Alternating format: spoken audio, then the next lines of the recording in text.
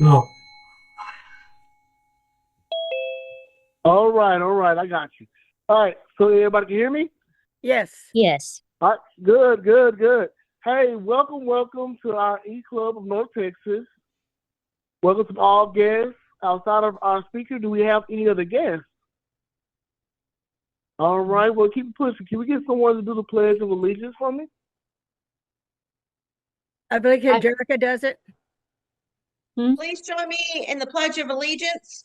I pledge allegiance Pledge to the allegiance flag to the flag of the of United the United States of States of America America And to And the to the and to the republic, republic for which it one stands, nation, one one one nation, nation, under under God, God, God, indivisible, indivisible, indivisible, with with with liberty and liberty liberty and justice and for justice all. for all. So, Sorry. thank you very much for that. Can we get someone to do our invocation, please? I'll do that. As we gather here today as members of Rotary, we pray that we are ever mindful of opportunities to render our service to fellow citizens and to our community, keeping in mind always the enduring values of life, exerting our efforts in those areas and on those things upon which future generations can build with confidence. Let us continue to strive to make a better world. Thank you very much for that. Who we are. I'm going to read the vision statement for us. Together, we create a world where people unite and take action to create lasting change across the globe in our communities and in ourselves. Once again, this is March, and what we can do for Rotary theme this month is for water and sanitation. Myself and a couple others donated water towards the fire department. My local fire department is South Oak Cliff, and we donated a couple of cases and some chips. Did anybody else donate this month? Well, it wasn't water, but we donated lemonade over at Envision for the blind and visually impaired. That's good. Anybody else? Yeah, that's nice. Yeah, Chris, I All picked up right. trash for 2 hours today, and participated in Challenge Air on Saturday. All right, all right. That's great news. Congrats.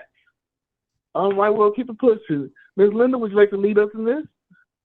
Okay, we're still trying to raise some funds with our jewelry sales. This is not just for Rotary jewelry, it's others. So if you go into that website, you can order and we get 25% of all sales. And so I get a lot of compliments. I've got most of it, I think, so I can't buy too much more. So anyway, I did buy some for my sorority sister.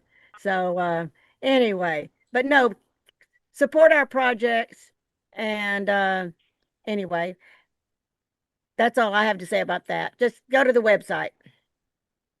Make sure Consider you you use our think of code your Rotary wife, eClub. Chris. Oh, I have. I have to make sure we plan something for our anniversary. So yeah, I'm definitely gonna be using them. Okay. When's your anniversary? It's in June. Oh, okay. Okay. Oh, I'm still on So some any new old business. business. Can I go on new business? Well, I mean, I was going to make sure Oh, we do okay. any old business. We talked about pets and new business. Go right ahead. Okay. Envision is having a poker tournament in April, and I am collecting things for their silent auction. I've also donated 3 nights to the condo in San Antonio. Plus, I have some other things that I've accumulated over the years that I found are a lot more worth a lot more than what I paid for them 20 to 40 years ago. So I figure I might as well let some use be. So anyway, if you have anything that you think might work for a silent auction, please let me know. Are you talking about things like maybe gift cards or? You could be gift cards, minimum of $15. Okay, that's a good idea. I got They may not all know who Envision well, is. Envision, everybody, Bruno, Envision is for the blind and visually impaired. They have a manufacturing facility close by.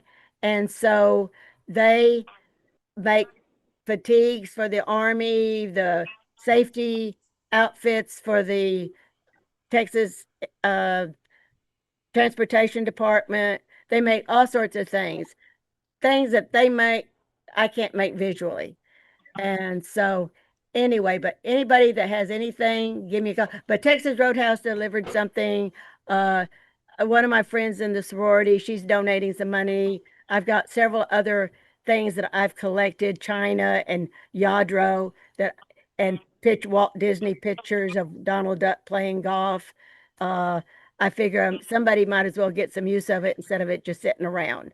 So if you have anything, holler. I'll be glad to take it. It's going to be, if I could have it by the first week of April, I'll come get it. Okay? Sounds good. All right, Mr. Howard, would you like to introduce our guest, please? Sure. Okay, our guest is, let me get Dr. Bruno, I'm not sure how to pronounce, Roque Signaco. Am I pronouncing it correctly? Perfect. Perfect. Okay. There are several well-ingrained assumptions regarding the dynamics of work and business activities which can be refuted. Some examples of these widespread assumptions in the business and work environments are employees being viewed as commodities, competitors perceived as threats, companies' resources seen as limited, and customers perceived as scarce and difficult, etc. All which leads to the question, is there a way to perform business activities more humanely? This talk is based on the book The Art of Compassionate Business, Main Principles for the Human-Oriented Enterprise by Dr. Bruno R. Signaco. And please mute your microphones when he's speaking. If he wants us to answer questions, unmute, but this will keep it quiet while he's speaking. And many of our members watch the podcast afterwards, the recording. So everyone here is at the whole club, and you have about 20 to 30 minutes would be perfect. And welcome. Thank you for coming. It's your turn. Thank you very much. Can I share the screen? I will start with the talk. Yes, on the bottom Okay. where it says yeah. screen, Okay, click okay. it and it should work. Perfect. Can you see my screen? Yes. Good. Well, thank you again. Thank you for this institution for having invited me. I feel very honored to be here. I appreciate the social work that you are doing. Also, my father belonged to the Rotary, and I feel very honored to speak to this institution. Well, this is a topic is very broad. I will try to narrow down the art of compassionate business to compassionate entrepreneurship. That is a subtopic within the art of compassionate business. This is based on my latest book that is titled The Art of Compassionate Business. And the objective of this talk are to highlight, with this subtopic, the compassionate entrepreneurship, highlight the main traits of compassionate entrepreneurship, how you can do business in a compassionate way, but also explain how compassionate entrepreneurship and compassionate business affect not only business activity, but the society as a whole and the environment in a positive way. And also I will give you example of compassionate business people, compassionate entrepreneurs, very famous example from different sectors. And let's have a look at this interesting quote.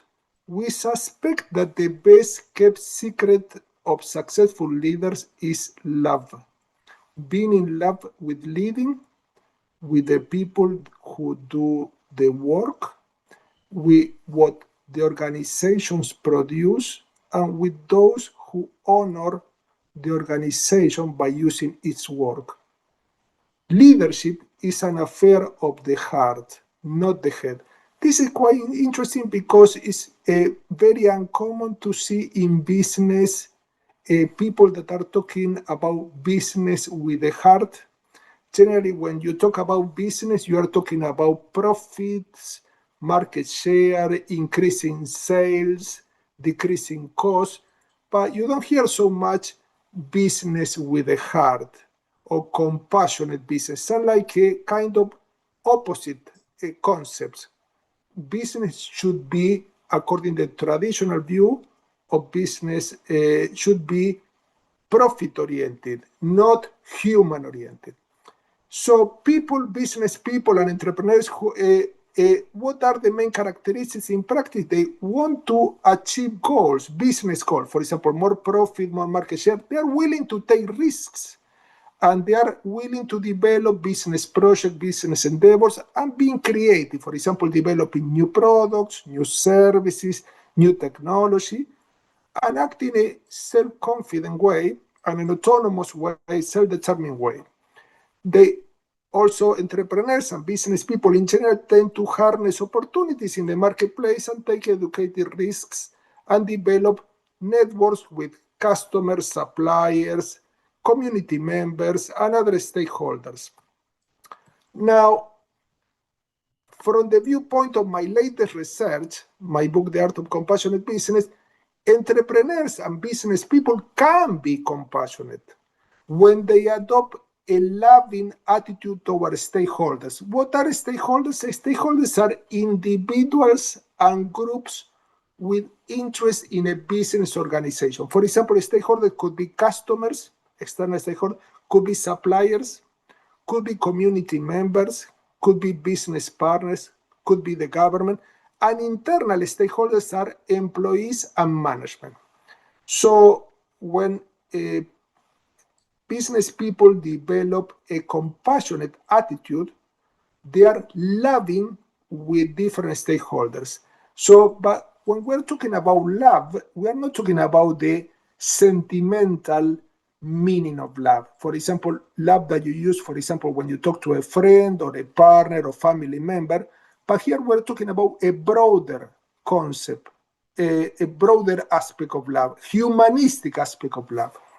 This means that then we will see what this love concept include, but these entrepreneurs and these business people want to develop long-lasting relationship with different stakeholders. This means sustainable relationship with stakeholders where everyone meets their own objectives. Everyone have their needs fully met. And this humanistic connotation of love that can be applied to business include empathy, include compassion, include affection, support, care, thankfulness or gratitude, generosity, and other positive principles. Now, non-compassionate business people, non-compassionate entrepreneurs prioritize what I call in my research quantitative aspect of business. What are these quantitative aspects of business? Profit, market share, sales. Why I call quantitative aspect of business? Because can be measured, can be counted. So profit, you can see they're going up or going down. Market share can be increased or decreased. Instead, compassionate entrepreneurs, compassionate business people give importance also to other factors that I call qualitative aspect. This qualitative aspect cannot be measured precisely. What are these qualitative aspects? Camaraderie, support, kindness, care. These qualitative aspects help these business people develop strong relationship with customers, with employees, with community members, with suppliers, with the media, and so on, and with other companies. And this qualitative aspect, as compared with the first group, quantitative aspect, cannot be measured precisely. A famous thought leader observed that not everything that counts can be counted, and not everything that can be counted counts. So this means that there are things that are important, for example, kindness, support, care, that cannot be quantified, cannot be measured, cannot be counted in a precise way. However, the qualitative aspect will help companies build robust relationships with different stakeholders. And the most important factor in business is not artificial intelligence, is not technology, is not money, but is the human being. When you nurture relationship with different stakeholders that are human beings, this quantitative aspect, market share, profit, sales, tend to improve naturally. Why? Because these human beings, customers, suppliers, employees, help your company grow. You need them to improve your business activities. When you help them, they are more prone to help you in return. Instead, when you act in a non-compassionate way, in a dismissive way, and this means that you don't care for customers, you exploit employees, you pollute the environment, you dismiss the community members, all these stakeholders tend to act in a reciprocal way. They tend to dismiss you. In some cases, they do not cooperate with your company. Customer might leave your company and choose other companies. Employees might work for other companies.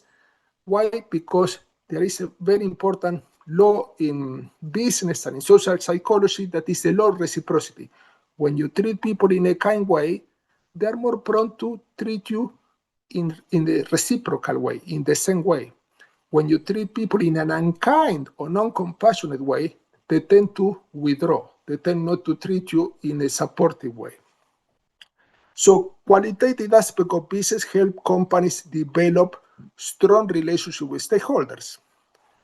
The most important factor is the human being, and these key performance indicators are always the natural result of a company having robust, strong, long-lasting relationship with the stakeholders. These stakeholders, let's give an example, customer and employee have different type of needs: economic needs, mental needs and emotional needs, and social needs. Let's give an example of an employee. An employee has economic need, they need a good salary, but they have emotional needs. They need to be recognized for their work. They need to be supported. They need to be feeling that they are valued by the company. For example, if they contributed to this company with extra hours, with overtime, well, this employee need to be at least thanked for their contribution. These are emotional needs. And also they have mental needs. Mental needs means that they need to be engaged with new projects. They need to be motivated. They need to be trained, mentored, coached, learn new things. So this need for a stimulation, for novelty.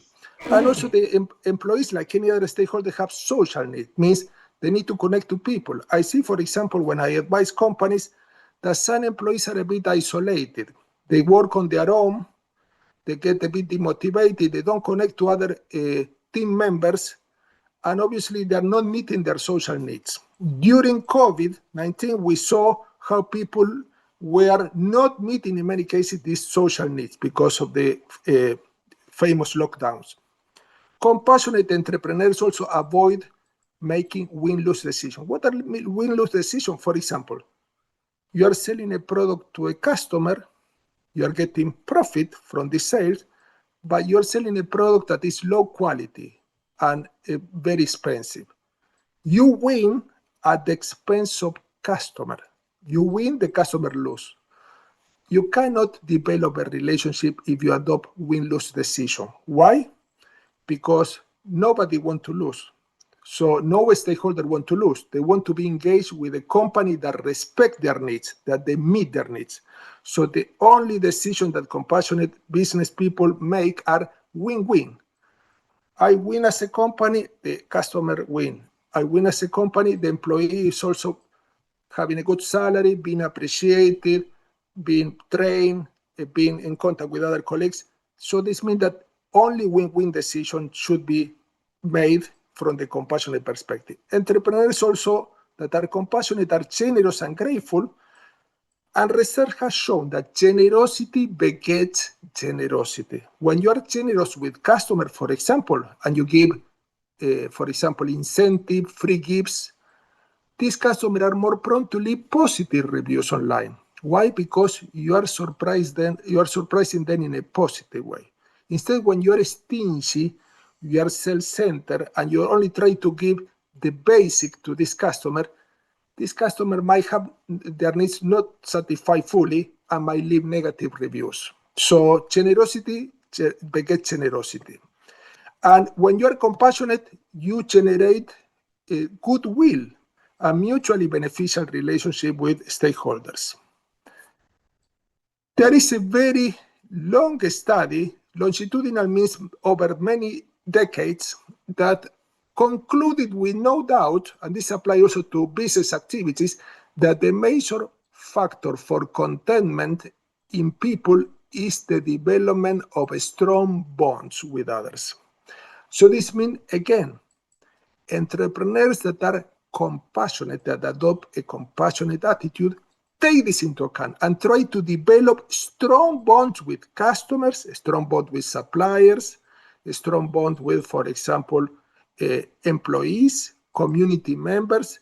And then we will give you some examples of entrepreneurs that are very compassionate, real examples.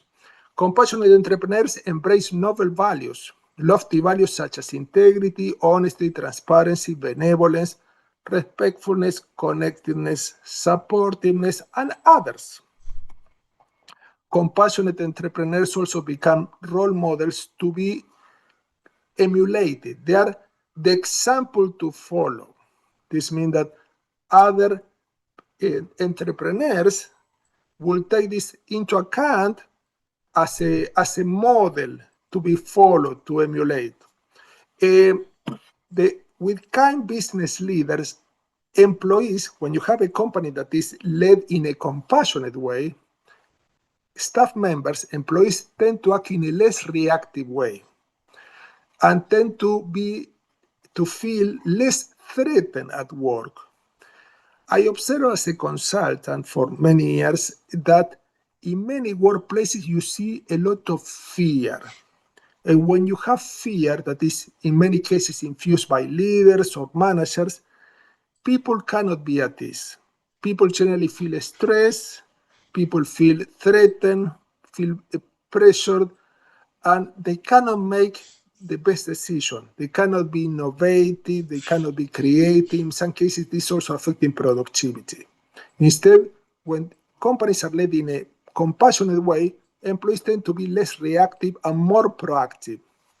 Respectful leaders also prompt people to behave more creatively. This is very important because they are open to other opinions. They are not arrogant. They are open-minded, and they are also inclusive. They know that they themselves, they have blind spots, and they are willing to learn from others. They have a growth mindset.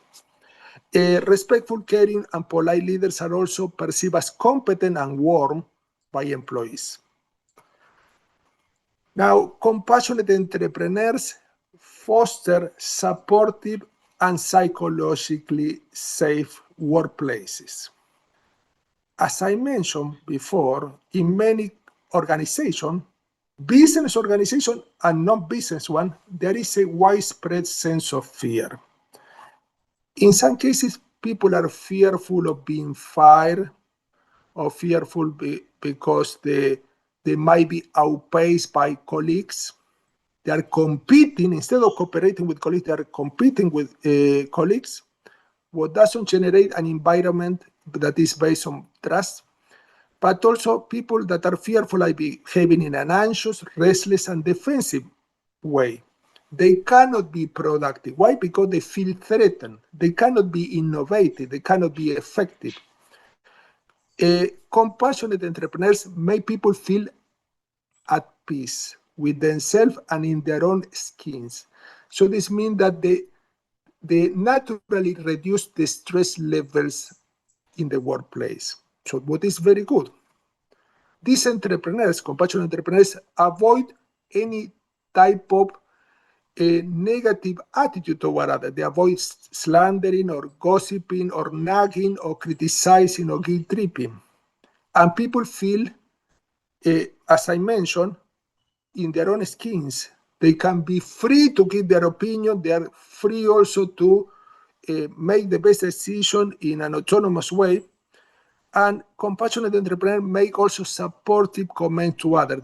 If they have to deliver feedback, they deliver this feedback to subordinates in a compassionate way, in a constructive way. Try to look for the best for the recipient of this feedback.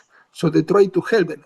Moreover, when they offer feedback, they try to suggest some solutions for improvement, supposing that employee need to improve certain areas, they can coach them, or they can mentor them, or they can train them. Compassionate entrepreneurs have also positive assumptions about others. This is quite important. There is as I mentioned there is a famous effect in psychology called Pygmalion or Pygmalion effect. Pygmalion effect, in simple terms, is when you have positive expectation about others. Let's imagine that the manager has positive expectation about the employee that they manage. When you have positive expectation about others, you tend to treat them in a positive way because you are driven by your expectations. And these people that you are treating in a positive way tend to respond accordingly. They tend to respond according to your expectation. So this means that it's a self-fulfilling prophecy. When you have positive expectation about others, you treat them as if they are already behaving according to your expectation, and they end up behaving according to your expectation. However, this has a negative side. When you have negative expectation about others, you treat them also in a negative way. You don't expect a lot from them. And in some cases, you treat them in a dismissive way or putting them down. And these people tend to respond according to your negative expectation. Compassionate leaders, compassionate business people, compassionate entrepreneurs have positive expectation about others, and they tend to bring about a positive cycle. People respond to them, to these leaders, in a positive way. So this is a positive cycle reciprocity. Kindness and supportiveness beget more kindness and supportiveness. You treat people in a kind way, they're more prone to treat you in the similar way. Compassionate entrepreneurs also highlight always this concept that is so important, interconnectedness. What is interconnectedness? Means that everything is interrelated. No company can succeed without customer, without employees, without suppliers, without the support, for example, from business partners. So this means that they need this support from these different stakeholders. And these compassionate leaders know that all these stakeholders have to be on their side. They shouldn't be against the company. And the only way that this stakeholder can be on the company side is by treating these stakeholders in a very kind and supportive way. And as a consequence, these stakeholders tend to respond accordingly in a supportive and kind way to this company. This compassionate entrepreneur also foster a very positive emotional atmosphere. So this means that, let's imagine a manager that is compassionate won't shout. This manager will not shout at employees, won't get angry at employees. Don't shout at me. Exactly. Don't shout. Exactly. They won't shout. Why? Because they know that they are creating a negative environment, and people are infected by these difficult emotions. So instead, these entrepreneurs try to treat people in a positive way. Compassionate leaders also provide others with support, feedback, and also highlight people's unique capabilities. Every, for example, employee has their own capabilities. Try to unleash their talents and train them to get to unleash their potential. These compassionate leaders do not treat employees as replaceable cogs in the company's machinery. They treat them as flesh and bone, real human beings that can have challenges, that can have difficulties, can have positive experience, negative experience, can have fears, dreams, expectations, and foster high-quality connection. What are high-quality connections? They are connections where people feel supported, they feel engaged, and they can participate, and they can be treated in a compassionate way by others. When people treat others in a kind way, according to research, there is more employee satisfaction within a company, more motivation, higher collaboration and trust, lower stress Why? Because people, when are treated in a kind way, they are less prone to feel stress. On the contrary, they will feel supported. They will feel that they're receiving assistance. And also, they tend to attract companies that are treating employees in a kind way, tend to attract more talented staff. These entrepreneurs, compassionate entrepreneurs, develop psychologically safe workplaces. In these places, people can look for help from others, seek assistance from others. But also they can talk about the challenges, difficulties, they can coordinate resources more effectively, they can trust each other and solve conflict in a very friendly way. This supportive workplace is also, this is very interesting study, a study that was based on different companies, and according to these researchers, they use the word love in this research paper. Loving and supportive workplaces bring about these positive results. There is increase in customer satisfaction. Some people might ask why? Because when employees feel at ease, they feel supported, they feel that they're treated in a kind way, tend to treat customer also in a kind way. We say in business, happy employees treat a customer in a kind way, make customer happy. Unhappy employees are more prone to make customer unhappy. So this means that everything starts with the workplace.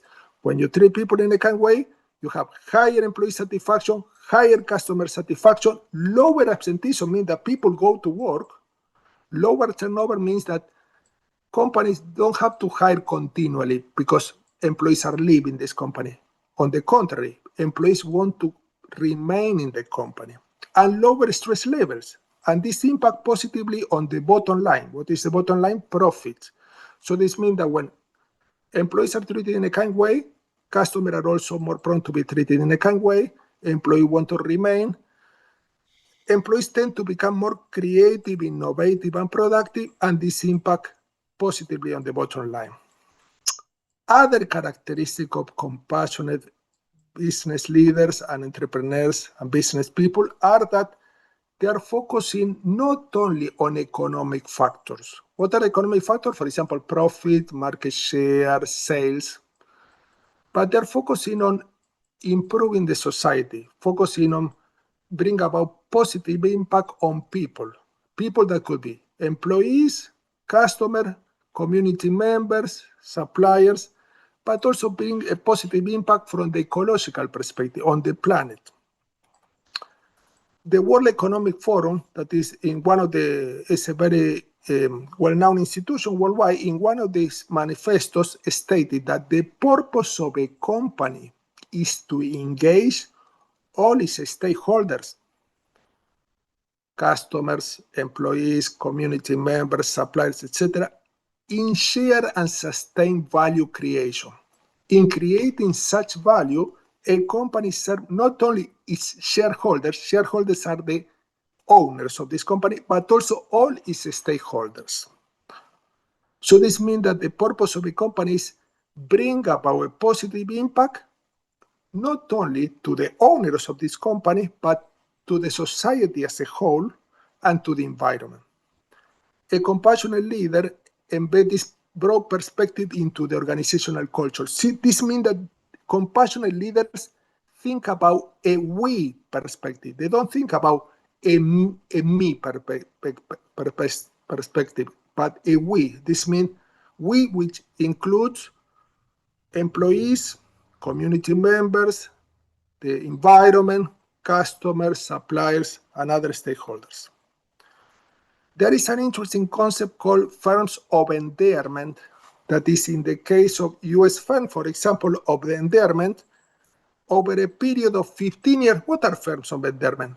They are companies that have a compassionate attitude. They don't care only for profits, but they care also for bringing about a positive impact on employees, customers, suppliers, community members, and this company take into account the need of each of these stakeholders, and these firms of endearment that have a mission, a business mission that includes economic aspect, human aspect, and environmental aspect, over a period of 15 years, this company had a superior cumulative return of 1,681%, as compared with a cumulative return of only 122% of companies related to Standard & Poor's 500 index.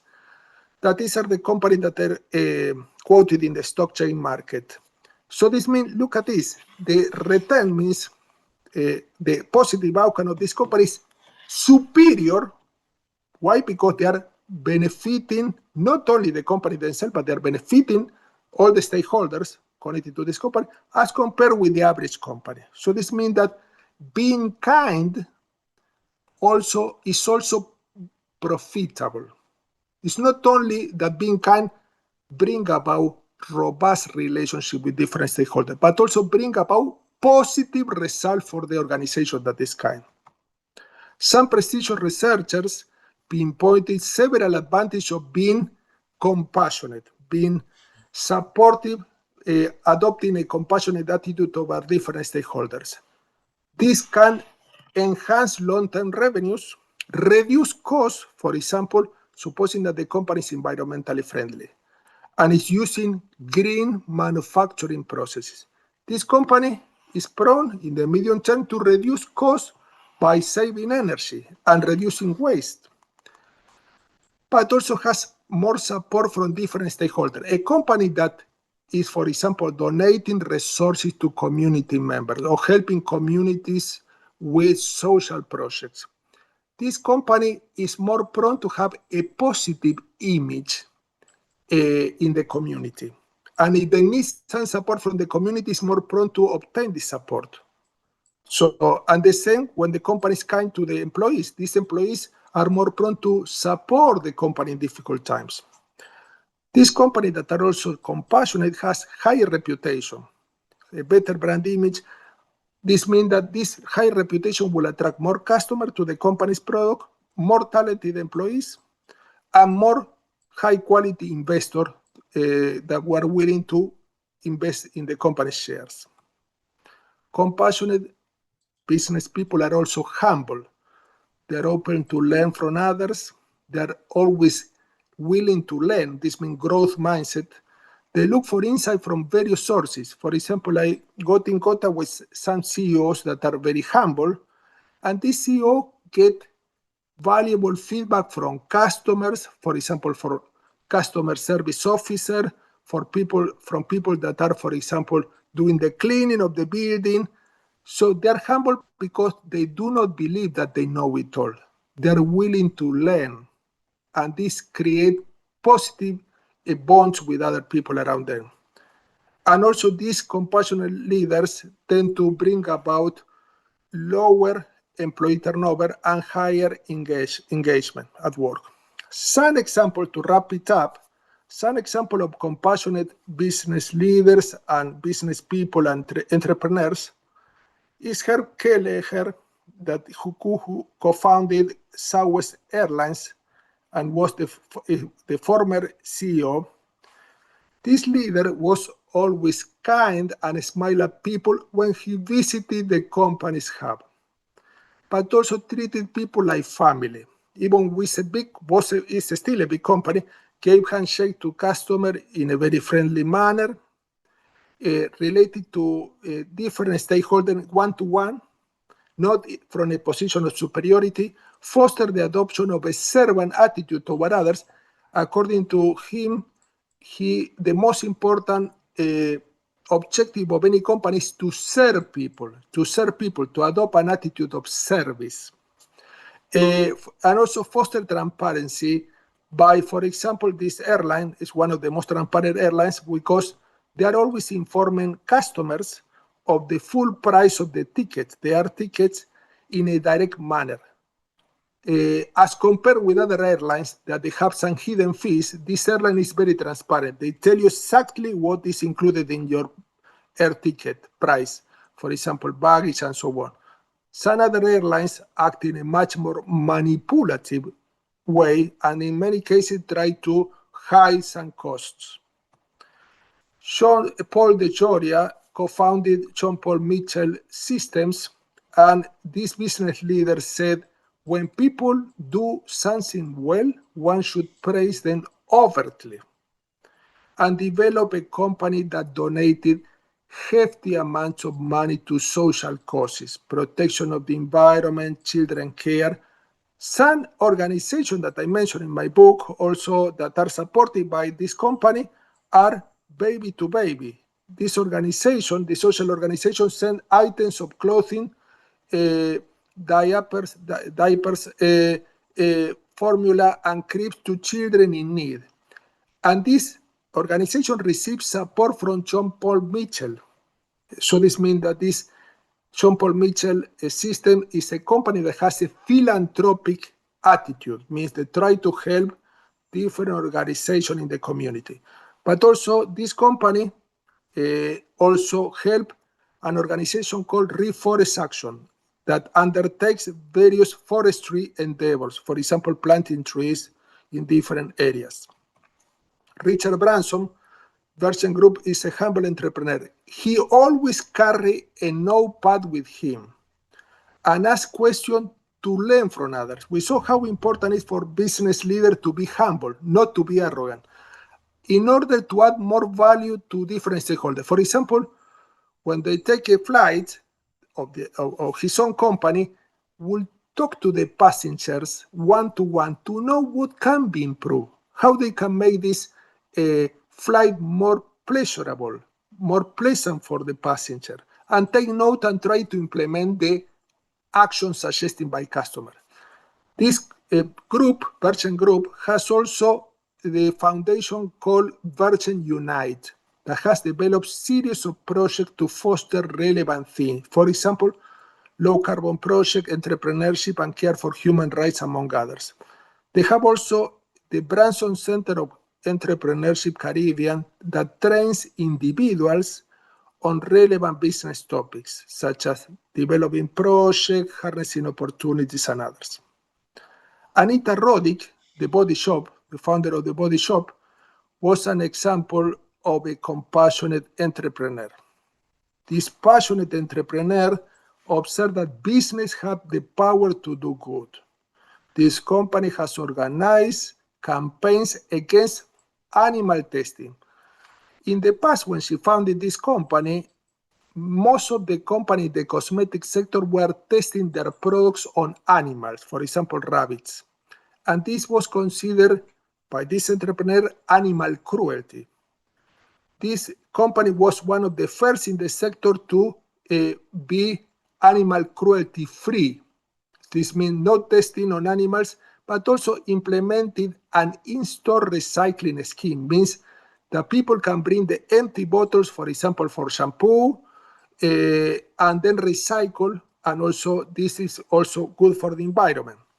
Encourages employees to volunteer for social causes, among other impactful initiatives. So you see, these examples are taking into account not only the economic aspect of business, but also the social impact and the environmental impact.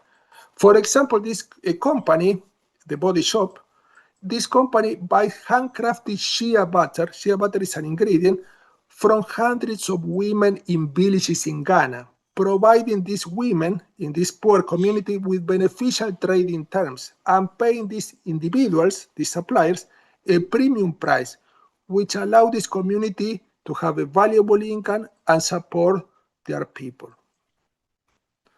And the last example is Blake Mikoski, which is the founder of Toms. Toms is a shoe company, shoe-wear company.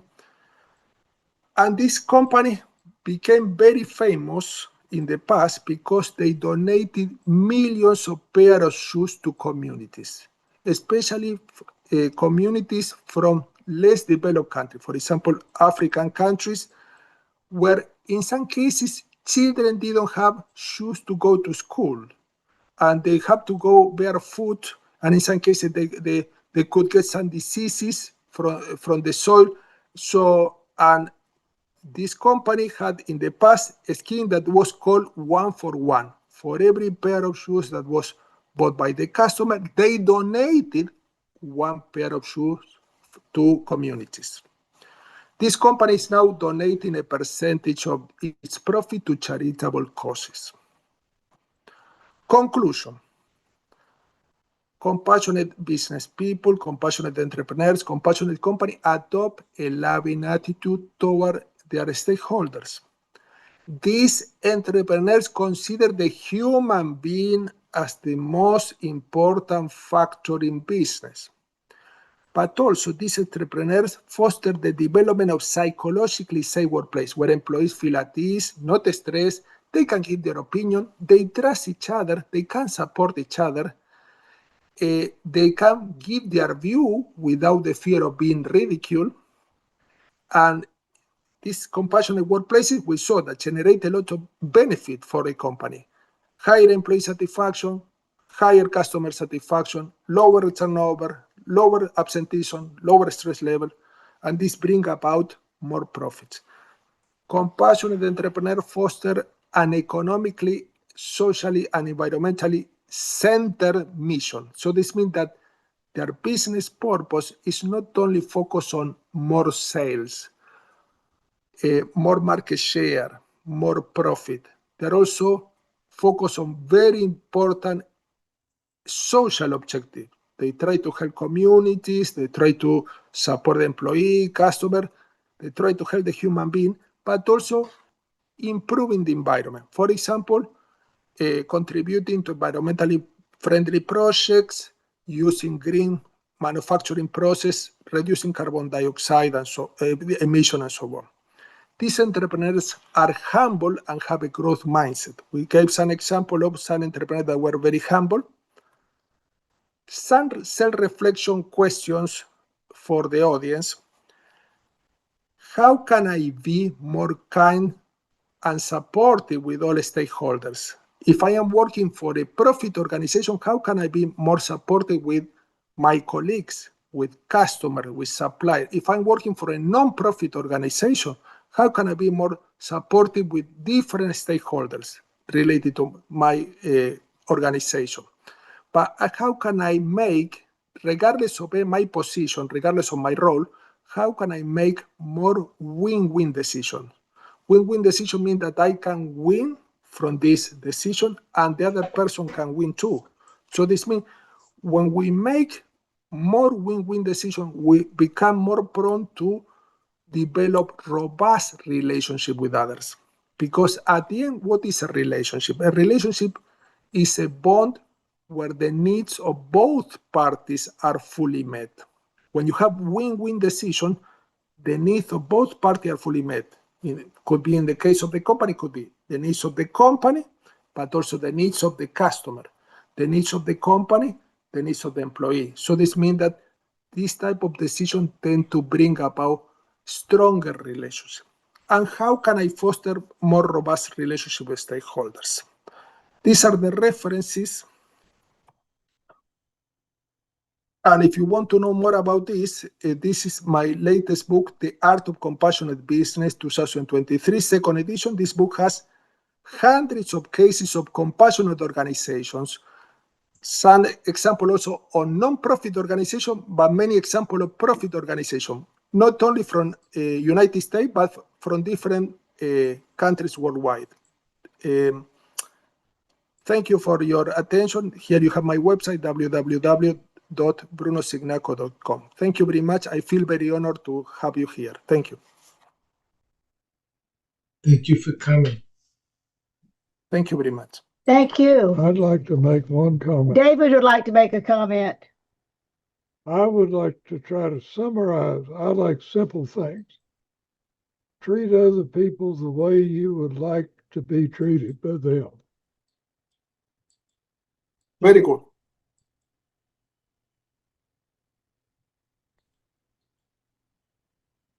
Thank you. All right, so we'll keep it going. Thank you very much for that, Mr. Bruno. It was amazing, and I appreciate you for all the wisdom that you passed on this meeting tonight. Thank you very much. So going to the next one, we kind of got some sad news. One of our members passed away in December, but we just recently found out in loving memory of Tonya York. Sunrise was March 11th, 1977, and she passed away December the 17th last year. So I'll be doing a tribute to her and, you know, her passing because, you know, we didn't know. I won't keep it going. Would someone want to lead us in the four-way test? The four-way test. And the things we think, say, or do. First, is it the truth? Is it the truth? Second, is it fair to all Is it fair to concerned? all concerned? Third, will it build Will it build goodwill and better friendships? Fourth, will it be beneficial to all concerned? Fifth, Will it be fun? Will it be fun? Hey, thank you all for being here, and we will see you next time. You have a great night. Thank you. Thank you. Bye-bye.